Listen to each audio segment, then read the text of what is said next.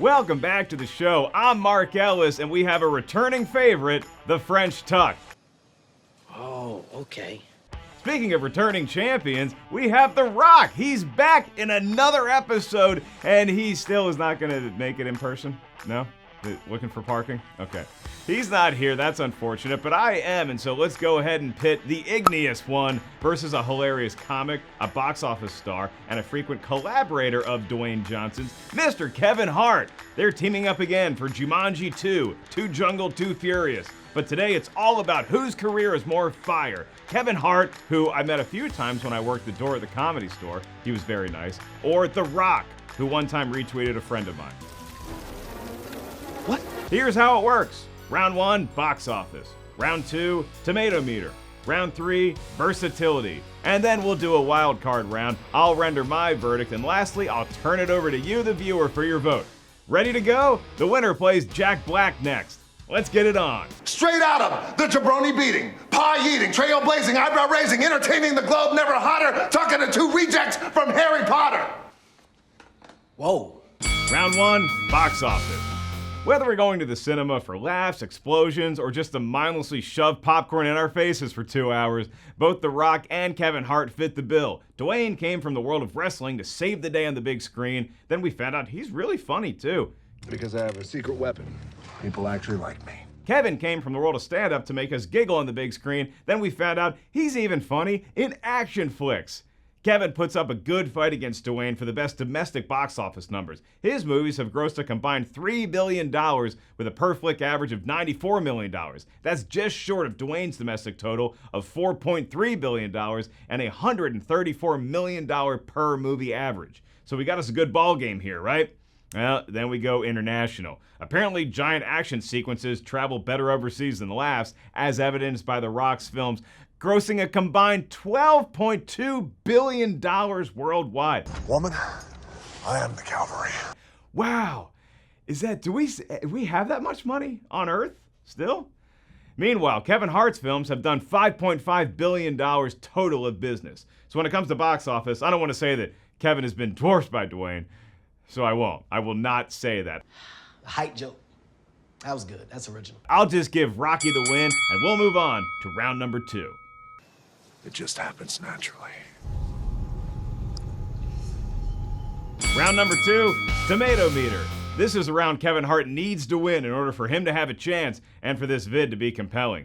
Both fellas hover around the 50% mark for their average movie on the Tomatometer. The Rock is at 50.3%, Hart is 45.3%.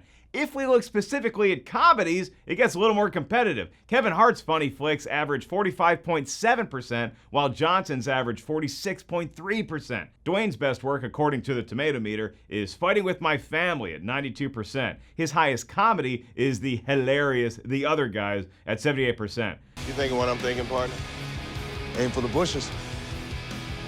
Kevin Hart has a perfect 100% rating for his stand-up special, Irresponsible, although to be fair, it only has 6 reviews. You attack my comedy specials, you selfish bastards.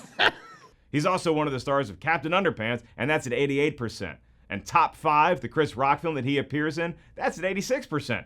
So look, both gents have some really good movies, some of which they've been in together, and their averages are neck and neck. What's going to determine a winner in this round is who has the least amount of truly awful garbage sticking up the bottom of the vine. Kevin sets the bar really high, low, whatever you want to call it, with Little Fockers. It's currently 9% on the Tomatometer. The Rock's low bar is another attempt at family-pleasing humor, The Tooth Fairy, at 18%. Oh my gosh, the magic wand! Go bang bang! So I guess because Dwayne's movie has a higher score, he'll get the win and oh, wait a minute. What's that I hear? Good God, that's Baywatch's music. Yes, The Rock starred in a movie that is truly awful, not just for our time, but for all times. I scratch my back with a whale's dick. How that dead pile of seaweed made it all the way to 18% on the Tomatometer is beyond me. And so, now that I'm presented with this new information, I cannot in good conscience award this round to The Rock. Kevin Hart takes the Tomatometer set in an upset, and now we're tied at 1 apiece. 1, 2, 3, 4, 1, 2, 3. Round 3, versatility. This round feels like a trap, and despite Admiral Akbar yelling that in my ear, I'm gonna continue. It's a trap! Who's more versatile? Got more range? Who can do more things better? Kevin Hart. Not only is he a funny actor, he's a comic that sells out arenas all over the globe, which is two different skill sets, kiddies. I don't trust people that do this when they talk. He also is a producer, he has his own company, and here's something that gets overlooked. In the films he stars in alongside The Rock, like Jumanji and Central Intelligence, he's a really good straight man. He allows Dwayne to be the comedic one. I'm swaddling you. I know what you're doing. I'm swaddling you. To be a comic that is on stage by yourself in front of tens of thousands of people, and then to be able to check that ego at the door to allow your co-star to shine, that's impressive. What's even more impressive? The Rock. I'm offended. His nickname is Franchise Viagra for a reason, and most people would be content with that reputation. But with Dwayne, that's just the tip of the proverbial iceberg. He's an athlete, wrestler, actor, producer, and his social media accounts are just a bit more popular than Kevin Hart. The Rock has more followers on Instagram and YouTube, while Kevin has more on the cesspool of darkness. I'm sorry, that's Twitter. I read that wrong. When you use a bird to write with, it's called tweeting. Within the context of movies, Dwayne also has shown more range. That is the peck pop of love. He can play the tough badass, the charming spy, the tough badass charming spy. I love your babushka. But he can also be the sensitive dad, an introspective coach. Basically, Dwayne can be anyone with a heart of gold on either side of the law. You're welcome. Plus, he can go insanely evil, like in Doom. We kill them all. No? Anybody remember? Am I not supposed to bring that up? Scorpion King, anyone? Great effects. Both gentlemen boast an impressive amount of versatility, but at the end of the day, The Rock does not sleep. Ever. Like, he doesn't sleep. There's no way he can... Hang on, I'm just getting word now. He's also a tequila magnate? Jeez. While Vin Diesel is napping his life away, The Rock continues to blaze a trail very few could have predicted and leaves footsteps that no one can follow. And that's the bottom line. And that's the bottom line. Oh yeah, that's Stone Cold. That's not... Well, I smell what The Rock is cooking, and that's a victory in round number 3. Stop it. Stop it. Wild card round. Who's the better troll? Okay, so maybe The Rock is more famous, versatile, and overall heroic type, but when it comes to bro-on-bro tomfoolery, he has met his match with Kevin Hart. These two go at each other constantly in the funniest, most good-natured, surprising ways possible. Kevin has been through some real-life stuff recently, and Dwayne is always there to poke fun in a big brother sort of way. When Hart had the Academy Awards controversy, Johnson joked that it was Dwayne who in fact was the first choice. Then Kevin had a life-threatening car crash, and after expressing his honest well wishes to his buddy, The Rock then threw a jab by saying that Kev was safely strapped to his car seat. That's funny stuff. Thankfully, he was strapped in nicely to his car seat. But Kevin might have had my favorite burn ever in picture form. They go back and forth a ton on social media, and when Hart made his Halloween costume an exact replica of a pic from Dwayne Johnson's University of Miami Hurricanes days, it won the internet. That is hysterical. All you gotta do is go to the costume store and say, make me look stupid.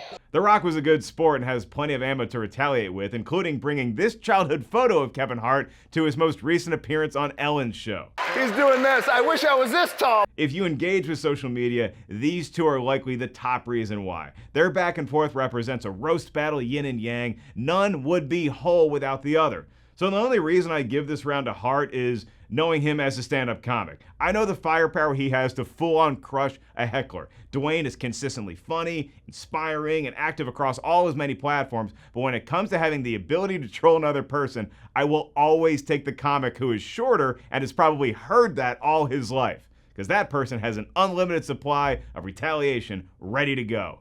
Kind of like The Rock's character, Luke Hobbs, in the Fast and Furious flicks. This round is going to Kevin Hart. That's the case, and I'm gonna say abracadabra, bitches. You're looking at the magic. But the match itself goes to Dwayne The Rock Johnson. As much as they're a great team, I feel like The Rock would be able to link up with any number of comedic forces and make magic together. But Hart, what other action star is he gonna join and get the same results with? The Rock is a singular force on this planet that should never be undersold. Scorching. I hate this game. That's just my opinion, folks. Now the real heavy lifting is up to you.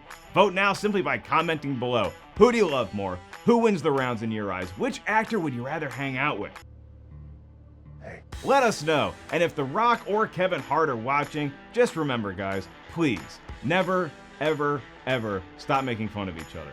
Always do that, and let us see it, especially if it involves a fanny pack, a leather fanny pack to be exact. Have a great day, gang. I'm French Tuck Ellis, and we'll see you next time.